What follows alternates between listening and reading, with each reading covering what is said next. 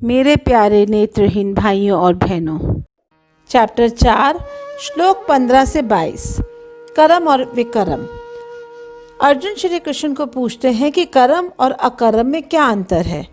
श्री कृष्ण समझाते हुए कहते हैं कि बहुत सारे विद्वान इसके लिए बहुत भ्रमित रहते हैं। तुम्हें वो कर्म बताता हूँ जिसे जानकर तू अशुभ से मुक्त हो जाएगा।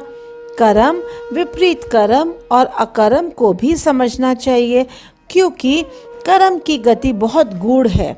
कर्म में अकर्म और अकर्म में कर्म को देखने वाला मनुष्य में समझदार है। अर्जुन श्री कृष्ण को पूछते हैं, हे कृष्ण, कर्म क्या होते हैं? श्री कृष्ण कहते हैं, कुछ भी काम जो हम अपनी 5 इंद्रियों द्वारा करते हैं वह कर्म होते हैं। 5 इंद्रियों का मतलब देखना, सुनना, सूंघना, स्वाद और छूना।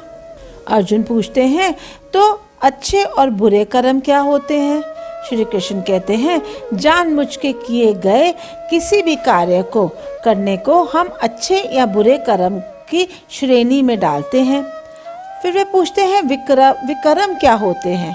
श्री कृष्ण कहते हैं, हमारे शास्त्र में कहा गया है वो कर्म जो बुरे कामों की तरफ ले जाते हैं, जैसे कि चोरी करना, झूठ बोलना, दिखावा करना, किसी को हानि पहुंचाना, अहंकार, अहम, इसको हम विकर्म कहते हैं।